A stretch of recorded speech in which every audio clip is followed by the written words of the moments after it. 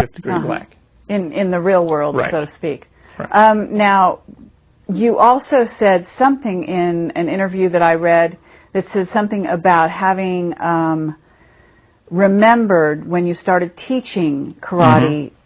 This is how you triggered some earlier memories of all Right. this. Right. There was one incident in particular. I had a friend of mine who was an ex-Green Beret, and he wasn't a regular. He would come in and work out with me when he was home on leave or those kind of things.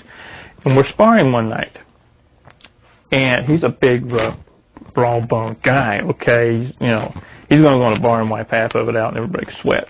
So we're sparring, and I did a technique that when he came up off the floor, he's angry, bumfuzzled. Where did you learn that?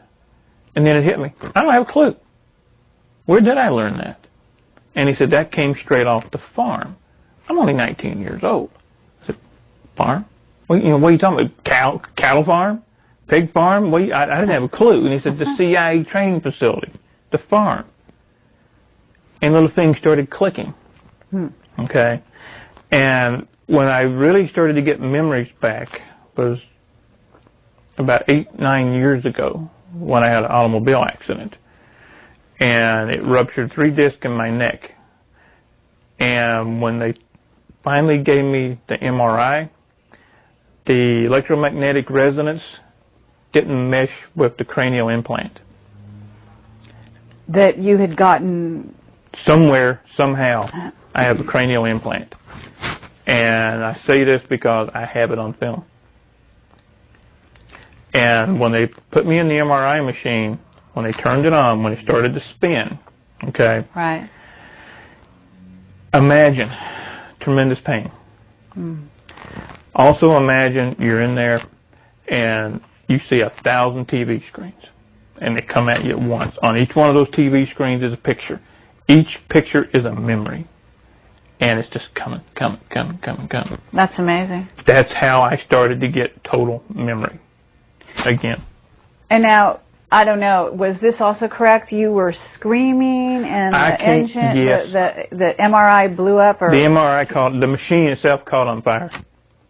That's what actually brought me out of it. Because I'm there in nothing but my underwear and a gown, holding my head, screaming bloody murder.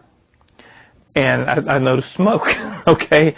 And the techs come out, nurses come out, and they grab me, and they want to do all this to get me out of there. They start with the fire extinguishers and all that.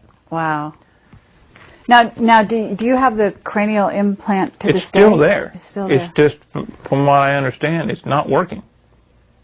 Oh. And what makes you think it's not working?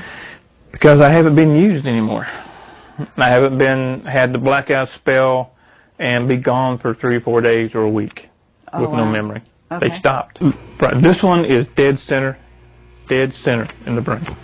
It looks like a grain of rice, and it's just dead center in the brain. So it's right that there. Small? It's that small. Wow. And I've had it checked through independent sources, and they look at it and like, you got a problem. It's got to be removed. Man, you're going to die. I said, no, it's fine. Don't worry about it. I don't tell them what it is. Okay? I just want their opinion. I want to hear what they have to say. I don't say anything unless I have the proof, or I have someone else who's willing to sign a deposition saying that they were there, they saw it, they know. If I don't have proof, I'll say, this is what I think. Okay. So, back when you're a child and you go to the hospital, you said,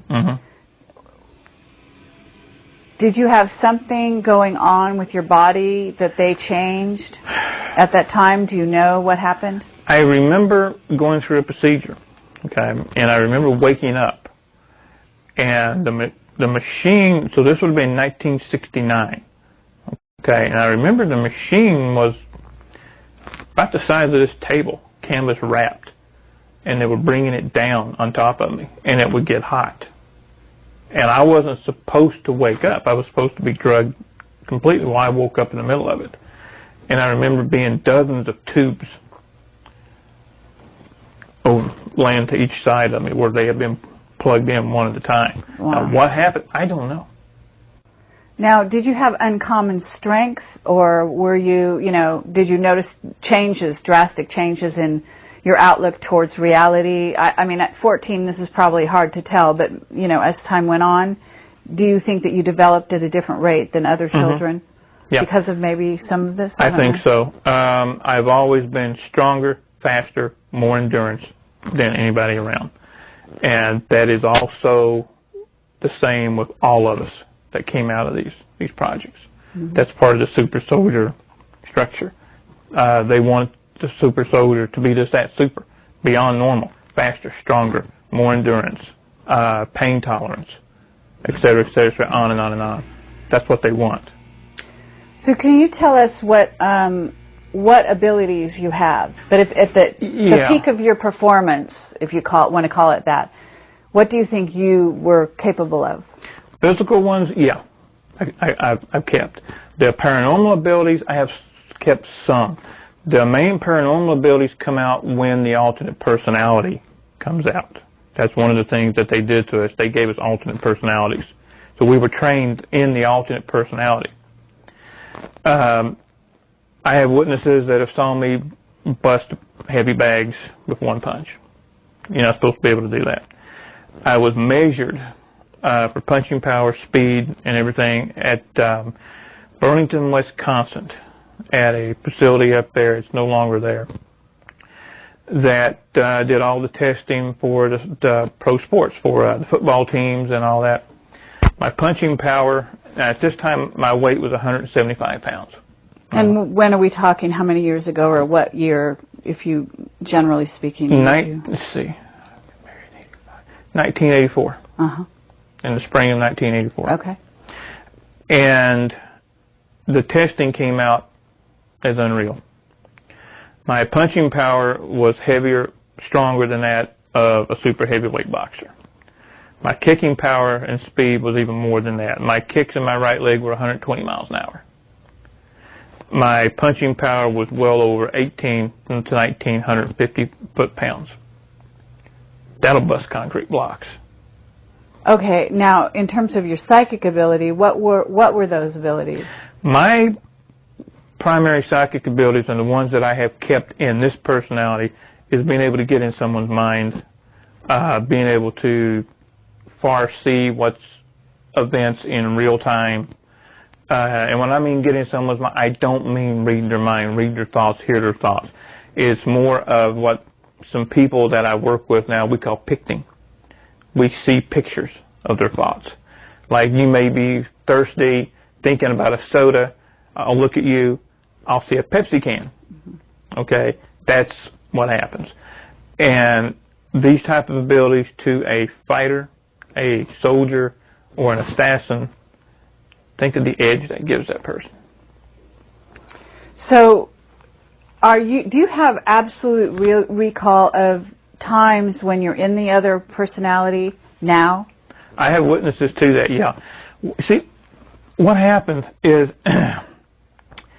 I'm not supposed to remember anything right now. Okay? I imagine. The people who start to remember are usually late 50s, early 60s. Okay? Much too old to really do anything. But I'm not saying 60's old, but in this society, by the time you're 60, 62, anywhere in there, people write you off. How old are you now? Because I can't tell. I'm 46. Uh-huh.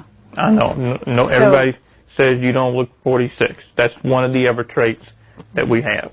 Mm-hmm. None of us look our age. Longevity. Yeah. Okay. Most of the people who when they start getting their memories back, when they get their memories back is when the personalities begin to mesh. They're no longer personality A, personality B anymore. They start going together. So when all these other memories start coming in, meshing with the other memories,